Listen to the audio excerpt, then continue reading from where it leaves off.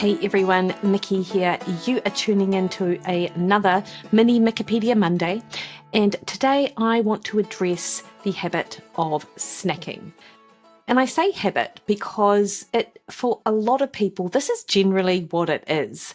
So snacking, which if you were to define it, is any food or beverage that is consumed outside of a meal time or situation. And beverage, I'm thinking much more about sort of smoothies and milky drinks and soft drinks which have calories. So these things would all be considered a snack.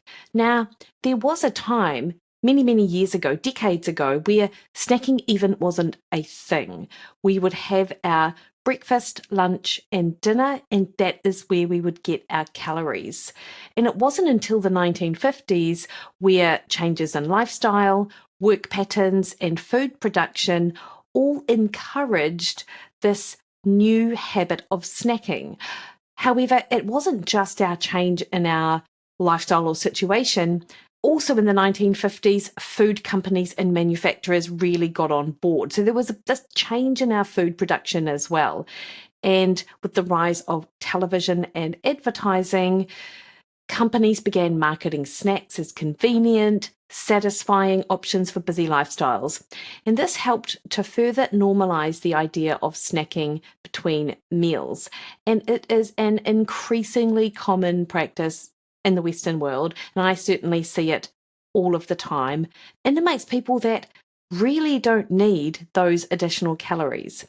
And according to a report by a market research firm, Mintel, 94% of Americans, which is where a lot of our data come from, snack at least once a day, with 50% snacking 2 to 3 times per day. And in terms of sort of population statistics, it can be difficult to compare the percentage of people who ate snacks in the 1950s, for example, because we don't really have data, compared to today. However, we can look at trends in food consumption over time. And according to the data from the USDA, the average American consumed 2,109 calories per day in 1950, with snacks accounting for around 15% of total calories. And by 2010, the average American was consuming 2,536 calories per day, with snacks accounting for over 24% of total calories. So that's a real shift, not only in energy intake, but in the number of calories that are coming from outside of mealtime. And I probably don't need to tell you why this is a concern, particularly with the types of snacks that people are eating, which are contributing to those increase in calories. Because for one, we're certainly no more active than what we were back in the 1950s. And if anything, I think we could probably categorically say that our overall energy expenditure has reduced. Now, obviously, I'm not talking about structured activity, or maybe I'm not talking about you and what you do in your lifestyle, but I'm talking from a population perspective. We are way less active than what we used to be. And yet we are taking in more calories outside of meal times from food choices, which are much more likely to be higher carbohydrate, to be easy to overeat, so hyperpalatable, to be manufactured in a way that is able to satisfy a craving at the time, but also could potentially lead to us overeating calories in general and increasing the cravings for those types of food. And, snacking is not only a sort of much more common and accepted practice. You can snack wherever you go. And if you think about just the proliferation of where you can buy food from. It's not just the supermarket and the dairy or the corner store anymore. You can go into Zara and Glassons and bookstores and purchase food. And this never used to be the case. So snacks are not only way more convenient, they are way more accessible as well. What I will preface this by saying is that if you have really high energy requirements, if you have demanding jobs in terms of what you do on a day-to-day basis, so if you're in, you work on your feet, you either clean or you're a labourer or you work on a hospital ward and all you can do is actually grab food as you are sort of going. Like, I want to be clear that I'm not suggesting that absolutely no one should snack, but the statistics are showing us that so many more people are snacking and taking in way more calories than they need.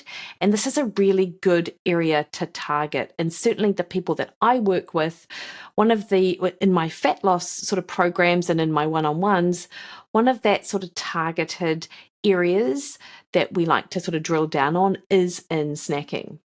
And people often snack not because they need it, but just because it is what they do.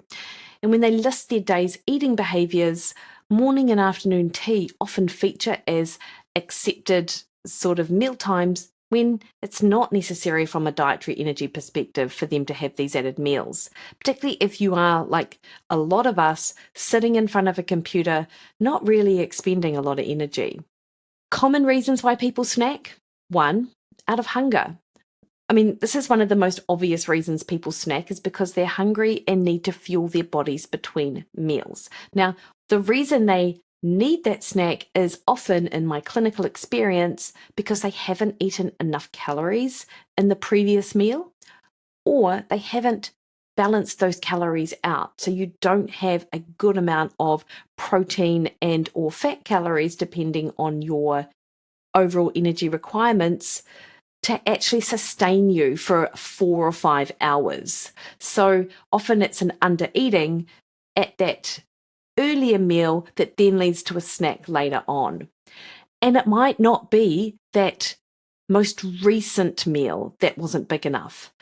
Often we blame lunch for what breakfast did or didn't do. And breakfast is such a key meal to help stabilize blood sugar, regulate appetite, and really set you up well for the day. And if you're just having your toast and your wheat bix or your oats with nothing else sort of added to help buffer that blood sugar response to these foods, then you may well be able to get through to lunch. But most people start falling down in the afternoon. So it's not just the most recent meal that may have been underdoing it and creating this hunger. It might be that previous meal. And that's something known as that second meal effect when we're thinking about it from a research perspective and looking at literature around protein intakes and things like that. So another sort of reason why people snack is pure convenience, like snacks can be eaten on the go. Grab that muesli bar. At work, when you're just sort of standing around chatting to your mates, or you're going into the staff room for a coffee and there's just like biscuits or whatever sitting there. Or we're watching TV. And I actually would put this, I've said convenience, but that's actually a real habitual thing. Like, we often sort of stack one behavior with another. So sit down, watch Netflix, have a bowl of ice cream. Go to the movies, always get the popcorn. And again, I'm not saying that these are necessarily bad. However, if you are struggling to lose weight and you're snacking, then these are areas which are so handy and so good for you to be able to explore. I mean, cravings is another reason why people snack. They have a specific craving for a certain type of food, which might be, it might have a craving for something salty or sweet, or it could be due to a psychological need, such as a desire for comfort or stress relief. So I say cravings, but there's an emotional element to that too. The fourth reason, which I sort of covered already in the convenience, is that socialization. Snacking can be a social activity. Let's meet for drinks and a snack pre-dinner. Sitting around the office and it's someone's birthday, so you have birthday cake, even though you're not that hungry. You just go to a work meeting and there's always food there.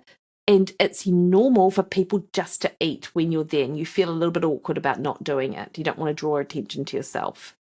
Emotional eating is a super big reason why people snack. And so instead of actually dealing with the problem at hand, they try to distract themselves, and their coping mechanism is to go to the cupboard and grab something to eat, grab something out of their drawer. I can't tell you the number of times I've talked to people who have nuts in their drawer, which they're like, oh, but nuts are really healthy. And then they overconsume them and have like several handfuls of nuts, which is several hundreds of calories that they don't necessarily need because they are dealing with a sort of problem at work. It's a problem solving situation, or they're distracting themselves from a task they don't want to do, or they're trying to do anything other than their work and the task at hand. And that's where snacking can sort of come into it from an emotional perspective. But of course, arguments with people we love, frustration at a certain situation, feeling sad. I mean, these are reasons why some people snack. Of course, we talk about stress eating a lot, but of course there are people who cannot eat when they're stressed as well. So, we have to acknowledge that. And an energy boost. And this really ties into that hunger. If you're eating your main meals and they're not geared towards sort of a protein lever, you're not really sort of pulling that, then your blood sugars are going to drop. And then that's going to create this sort of signal in your brain that you have to boost your blood sugars up again. So you get these sort of signs, and all of these are sort of related because for the energy perspective, you get signs and you get the cravings to get in some food to help restabilize that blood sugar. And people who snack multiple times throughout the day, often what it is that they're just trying to not fall off that glucose cliff is how I sort of put it. Like, their blood sugars have sort of peaked and then gone to this massive trough at the start of the day, and they spend their day trying to rescue that blood sugar response. So when people are looking for an energy boost, I mean, obviously a snack is a really obvious thing to help sort of rescue that. But also if you're tired and you are, feel like you need something to sort of boost you up, obviously eating is a way to do that. So let's talk about why this isn't a good idea. First, there is a problem with constant eating. Our bodies weren't designed to be having food at sort of, in hourly, 2-hourly or 3-hourly sort of intervals. Our digestive system, and this is particularly for people who have digestive issues, if you are putting in food all of the time, then you're never giving your gut the opportunity to digest and absorb the nutrients that are already in there. And so it's constantly in the state of work, trying to work through what you're sort of putting in. So certainly things like bloating, gas, digestive discomfort, these can all really feature when you're eating it multiple times throughout the day. And that's just not what our body is designed to do. Our bodies work on a circadian rhythm, and there are just certain times where the body likes to have or deal with the nutrients that sort of go in, and these hormones run on this sort of diurnal sort of rhythm, a lot of them. And then there's, the times where the body just likes to fast and let other repair and other enzymatic processes sort of upregulate that are unable to do so when we're constantly putting food in our pie hole, if you like. Do you like that? Pie hole. So this sort of constant influx of calories, if you like, can lead to increased inflammation as well. And this is in part due to that hormone response that occurs. So we don't get that opportunity to sort of go through periods of fasting and feasting. And I'm not suggesting we need to do any prolonged sort of fasting, but if you can't go sort of 4 or 5 hours without eating, 4 hours particularly, then that is telling me that there's something you need to do in that previous meal or the meals beforehand that helps you sort of smooth out the transition from lots of snacks to no snacking. And of course, I mentioned the impact of snacking on digestion and how, it can interfere with that digestive process. So if you are someone that struggles with bloating, gas, irritable bowel, any kind of sort of inflammatory bowel disorder, I talk to a lot of people who do seem to be in chronic pain or bloating and they think it's normal, and having periods of time where you're not eating at all is really going to help address some of these issues. And of course, I sort of alluded to it before, or straight out mentioned it. That constant influx of food means that your body is constantly having to dispose of the nutrients that you're bringing in. And if you are someone who loves a muesli bar or even like a piece of fruit, or things which are sort of quote unquote healthy, I mean, let's face it, muesli bars are not healthy, but this is what the general sort of like public health message is. Oh, they're so healthy. Well, they're not, but anyway.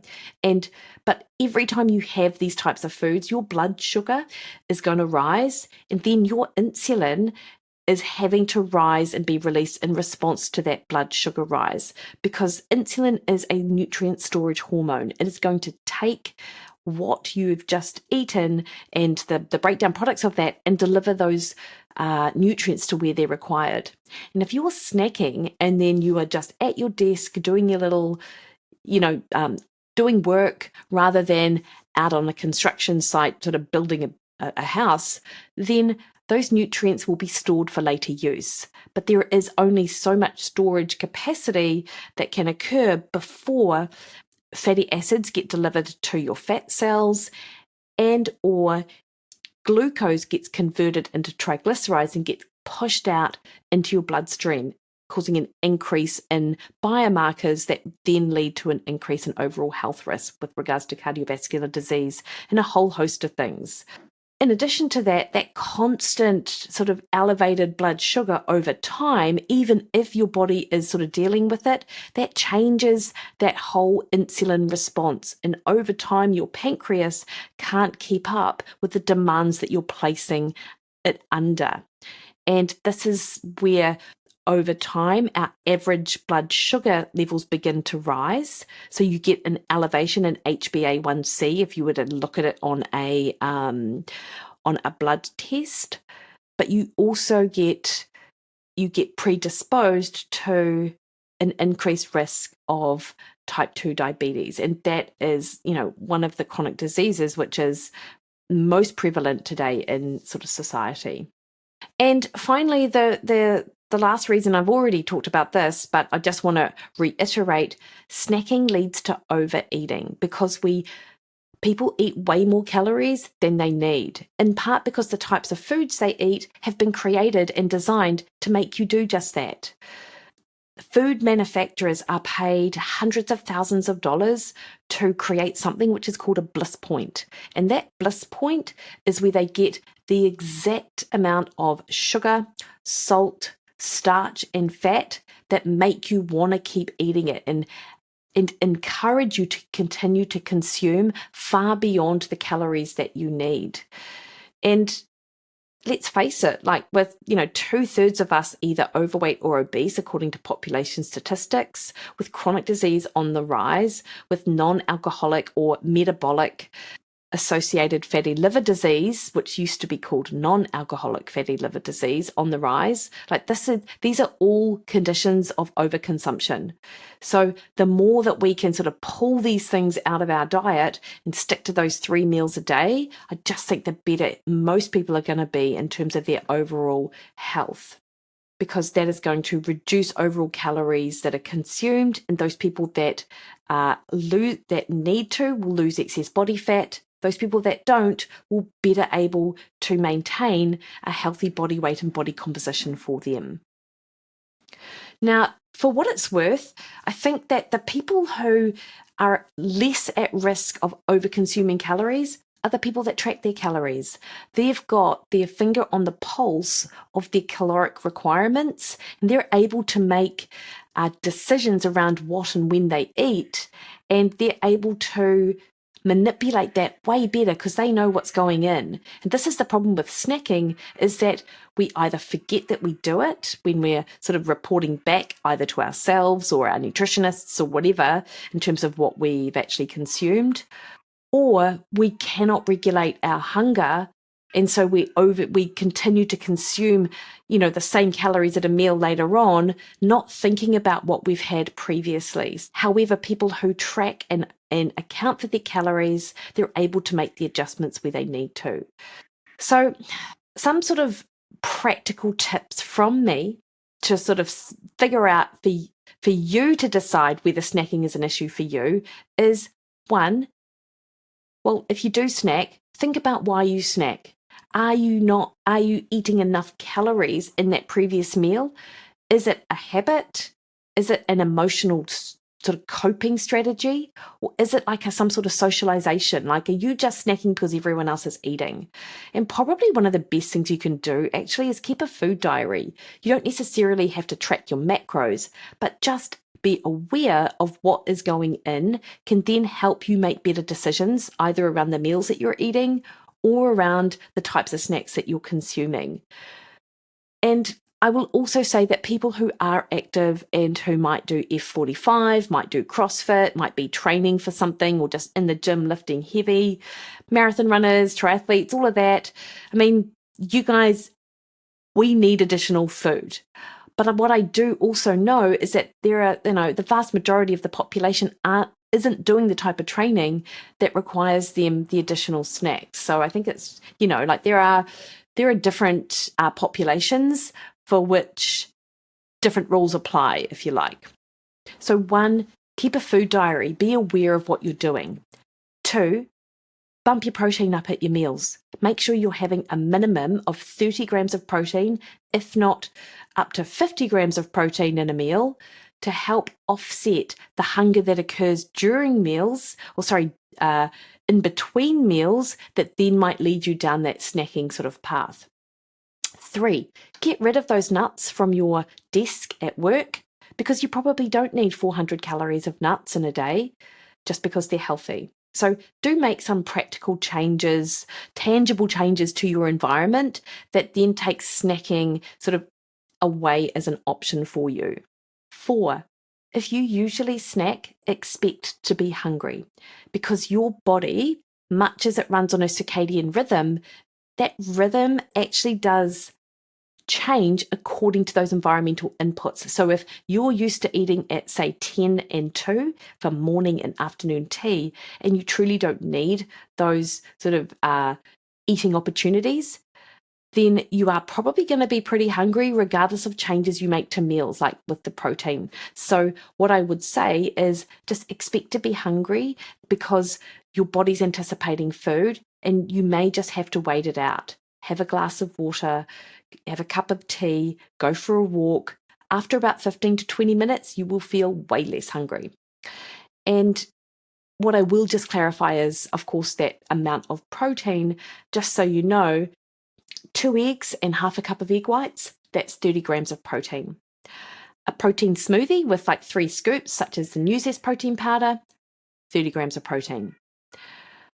100 and about 30 grams cooked chicken, that's 40 grams of protein. 1 cup of cottage cheese, you can totally blend out those lumps. It doesn't have to be lumpy if you don't like it. That's 26 grams of protein. So this is one of the beautiful things actually about macro tracking, is actually you just get such a handle on what's in food and you can just make better food decisions. So I would actually encourage anyone who's interested in sort of figuring this stuff out to sort of jump in a little bit and give that a bash. And finally, my last tip is, oftentimes we eat because we're thirsty. But we forget that that's actually what's going on. So before you have a snack, why not have a drink and see if you need it? And people often also ask me, they're like, well, Mikki, I'm so used to snacking. What can I snack on? What about veggie sticks? They're very low calorie. And whilst I agree with that, like veggies are super low calorie, they're not really going to make a dent to your caloric budget. That doesn't sort of take away from the digestive processes that are occurring or the coping mechanism that's occurring. So if you are snacking on carrots because you're super stressed, you're still snacking and you're still not really dealing with the issue at hand. And carrots are just not always going to be available. So part of the idea of breaking that habit of snacking is exactly that, because sometimes if you don't address the problem, like the big problem, like the habit of it, it means that right now you might have healthy things available or something like that, but that's not always going to be the case. So you just want to be in the best position possible to make good food decisions and about when and where you sort of eat. anyway. So those are my thoughts on snacking. For most people, probably don't need to. Look at your main meals. Do some tracking around your food, be it a macro tracking using Easy Diet Diary, chronometer, carbon, something like that, or even just write it down and break that snacking habit. All right, team. Thanks for listening. See you later.